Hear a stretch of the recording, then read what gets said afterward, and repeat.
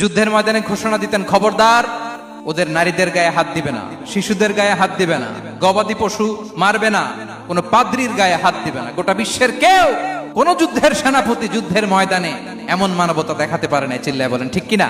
মক্কা বিজয়ের দিন থারথার করে কাঁপছিল কুরাইশরা যে আজকে তো আমাদেরকে ক্যাপিটাল পানিশমেন্ট দিবে, ডেথ পেনাল্টি দিবে। বিষ্ণু বললেন না। 4-5 জনকে তিনি শাস্তি দিয়েছেন, গণহারে শত শত হাজার হাজার পরিবারকে তিনি ক্ষমা করে দিয়েছেন। বললেন তোমরা আমার ভাই, ভাই ভাইয়ের সাথে যেরকম আচরণ করবে, ইউসুফ তার ভাইদের সাথে যা করেছে আমি তাই করবো, আমি ক্ষমা করে দিলাম। দেখেন আমরা নিজেদের সাথে একটু মিলাই। বাংলাদেশে দেখেন তো, কুকুর একটা দেখলে আমরা কি করি?